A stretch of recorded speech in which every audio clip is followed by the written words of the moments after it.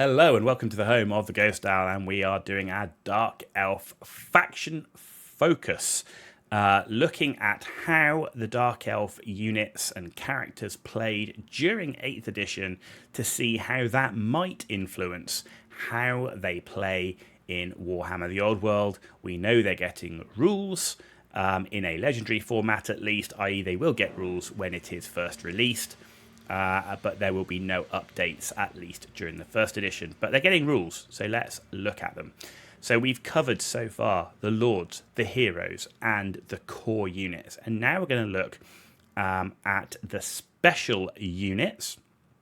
And we're going to start this in two parts because of the number of special units. So this is the first part, looking at those. So without further ado, let's have a look at the 8th edition version of these units and how they played.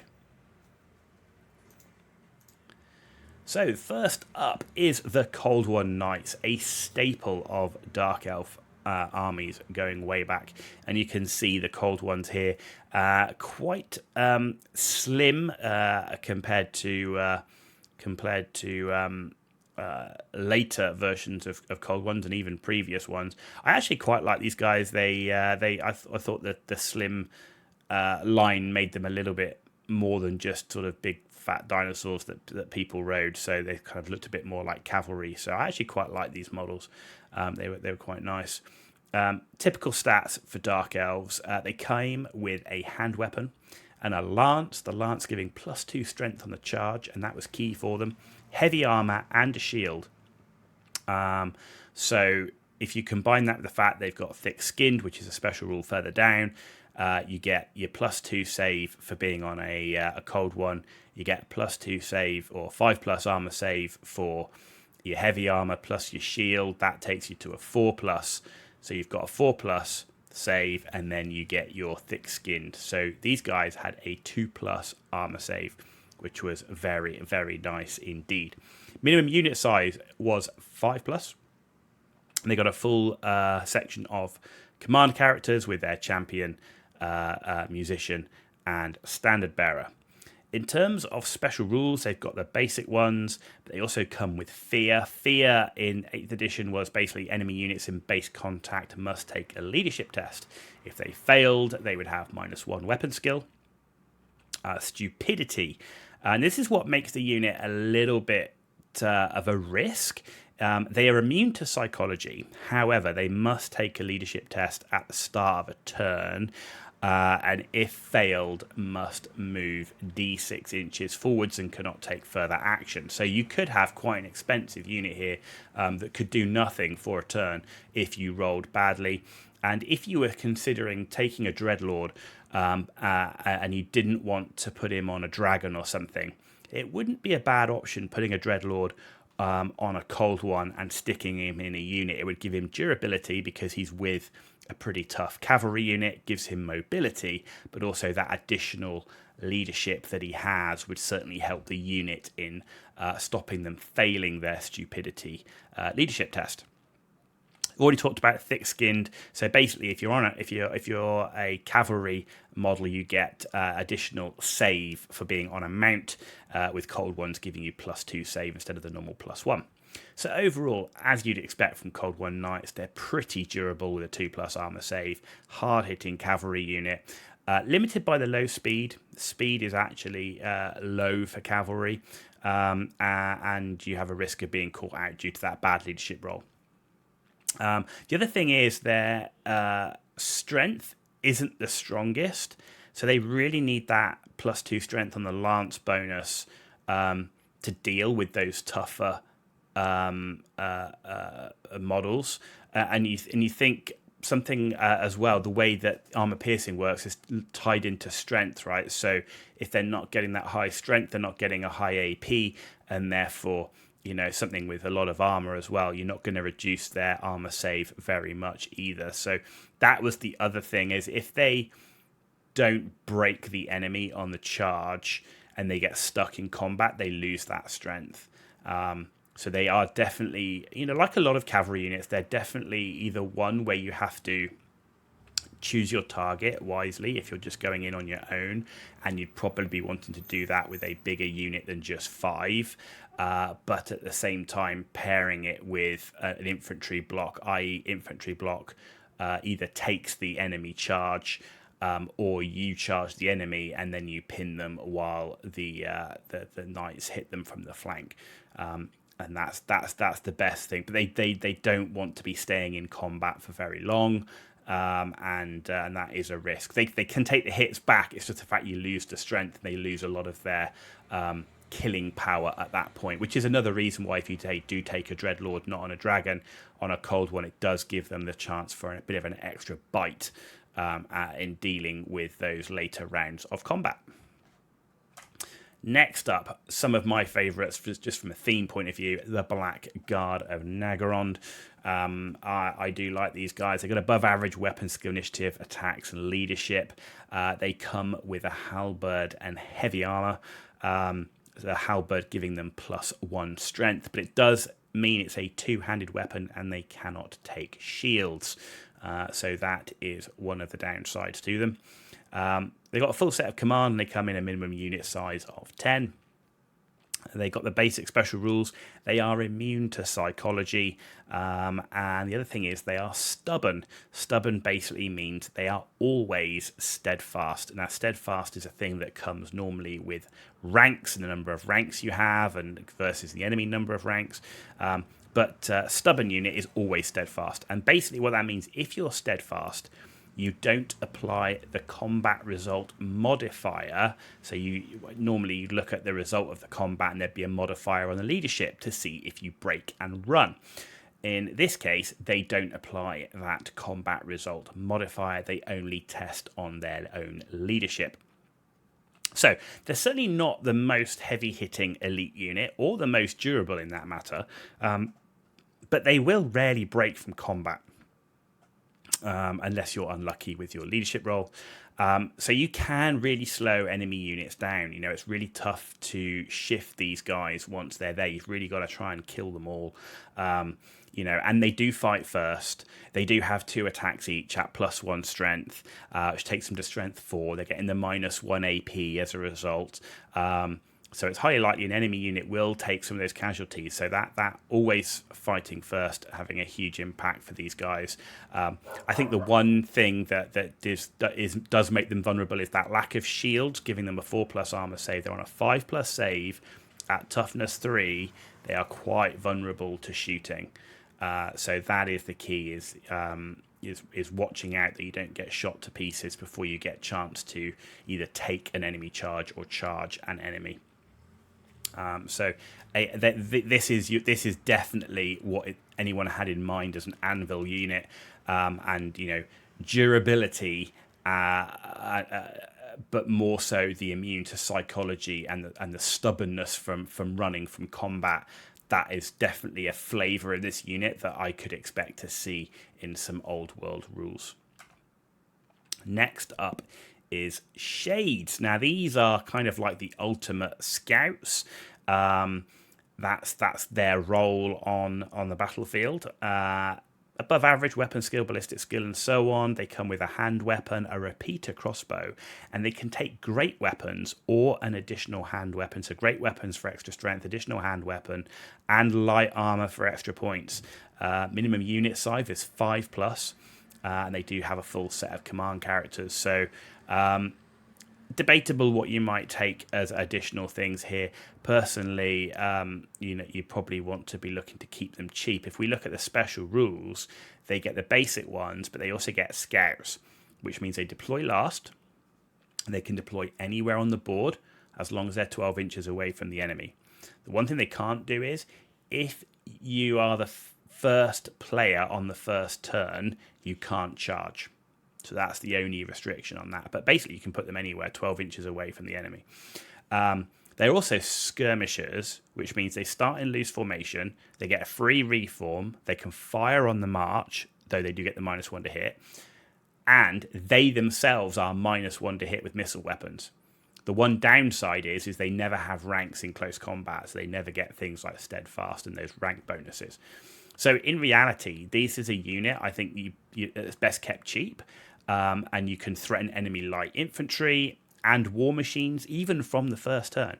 You know, a repeater crossbow, as we've seen, is 24 inches. It's multiple shots too. It's AP -1 missile fire. So, you know, just 5 shades is 10 shots coming at you at strength 4, AP -1.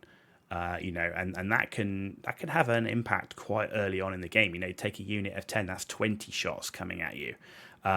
Though I tended to see them more as sort of 2 small 5-man units on tabletop. Even if they were co-located, they tend to be separate units.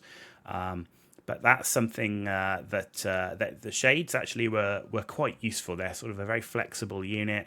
That ability to deploy anywhere on the board 12 inches away, and immediately, you know, in that first turn, you wouldn't deploy them 12 inches away. Typically, deploy them sort of more at the max range of their missile weapons. But you know, they're deployed last, so you get to pick and put them in that most valuable position. You know, threatening a war machine early on a poorly placed, you know, enemy deployment can be very, very valuable indeed. So not to be forgotten. Next up, we have the Cold One Chariot. So this is your typical Dark Elf chariot. A couple of cold ones at the front there. They've got above average weapon skill and toughness for a Dark Elf unit, though their movement is low, like the Cold One Knights for a cavalry/chariot unit. Equipment-wise, they come with a hand weapon, they come with a repeater crossbow, and a spear. Now, the chariot itself relatively tough. The way chariots work, you don't look at armor and so on. The chariot itself has a save. Now, the Cold One chariot has a save of 3+. And it also has scythes, which give it +1 impact hit. So when a chariot charges a unit, you generate impact hits. So if they get the charge, you get D6 impact hits. With the scythes, it becomes D6 +1 impact hits. They come only in units of 1. They have fear and stupidity, the same as Cold One Knights, and they're quite expensive in terms of points, which is always a risk when you've got stupidity. You're not attaching a character to this unit, so unless you're making it a character's mount, which is different. But if you're just taking it as a chariot, you have the risk, of course, of failing that leadership. It's a unit that you look at it and go, wow, they got repeater crossbow, they got 3+ save, they got these impact hits, everything. It seems great on paper, but I found personally that they often just didn't make back their quite high points cost. You know, they've got crossbows, but not very many. You know, it's a unit of 1, right? They've got close combat attacks, but again, not that many. Okay, they've got a couple of cold ones, but you know, each crewman's only got 1 attack. They really only perform on the charge, you know, and that can be quite easily disrupted by small, cheap skirmishing units. So overall, looked pretty powerful on paper. Personally, I never found them making their points cost back. So, but you know, it's definitely a personal thing. We'll see how they play out. You know, a Cold One chariot you'd expect to be quite a potent thing. We'll see how it plays out in the Old World rules, if they can make it so that it actually lives up to what it potentially should be. The final one we're going to look at in the first part of the special units, we're doing it in 2 parts because of how many units there are in the special category. So the last one here is the Harganeth Executioners. Again, another favourite of mine. They're a dual kit with the Black Guard. Again, this was the sort of the updated sculpts from the metal miniatures. These look really good. I really like these models. The same with the Black Guard. I'm big fans of the way the models look, the way the champion looks, the banners, two-handed swords. Really flavourful. The skull masks. I really like these models. Again, they've got great weapon skill. They've got good strength. They do lack toughness and attacks. And I say lack attacks for elite infantry. They do only have 1 attack. And that is very low for an elite infantry unit. Now they do come with their great weapon and heavy armor, but again, no shields because they're using a two-handed weapon. So the same vulnerability as the Black Guard. I think the point. One of the things here is they are a touch cheaper than the Black Guard of Nagarond by a couple of points or so. But they do have some of that same vulnerability. Full command, as always, a champion, a musician, and a standard bearer, which you can see in the picture, and the standard special rules. But the big one being Killing Blow. Killing Blow in the 8th edition was a 6 to wound automatically kills an enemy, regardless of the number of wounds it has. There's no save or regeneration roll allowed. Only ward saves can be taken. Now, this only does work on infantry, cavalry, and war beasts. So no Killing Blow, a black dragon, or anything like that. But characters on foot and everything, beware. And so that's something that they have to be careful of. And anything that's got multiple wounds, that's infantry or cavalry, beware. So they definitely can put the damage out, but they're only getting one attack, so they've got to roll to hit, and then they've got to roll those 6s to wound, and that's where the issue comes. But it was quite a commonly seen unit. I think a lot of it is because people like the way they look. But they did have good strength. They got a strength of 6 with great weapons, which is great because you're getting that -2 AP as well on top of the Killing Blow. So they can definitely put the damage out. Especially against those high toughness armored multi-wound models. And they say it's the amount of 6s rolled to wound with the low attacks that catches them out. The lack of shields and low toughness, again, making them vulnerable to missile attacks. So a bit like the Black Guard. The one thing being is that lower durability makes the amount of output you put out on the charge really important. Because if they do get attacked back, by anything substantial, it could really hurt them. They have a 5+ save, and that is it. A strength 4 is going to take that to a 6+ save, and you're starting to lose models, which is quite an impact. But as I say, not as expensive as Black Guard, and you could easily field a unit of 20 of these without worrying too much.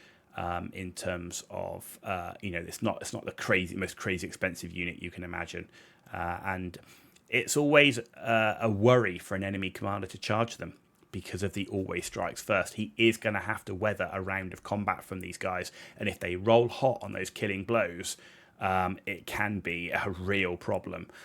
So that's something that an enemy commander is always a bit wary of charging them. So they can be as much a deterrent as anything. And that is it for the first part of the special units. There are some more to come. Hope you've enjoyed the video, and I hope you've given a flavour of how these units were in the 8th edition and how that might impact their rules as we start looking for something coming out in the old world in at least a legendary format. If you like the video, give it a thumbs up. If you didn't like it though, give it a thumbs down and let me know why in the comments down below. And as always, if you want to see more content, please hit that subscribe button. It's totally free for you to do, and it means a lot for me, so thank you for that in advance. You've been watching The Ghost Owl, and I'll see you very soon.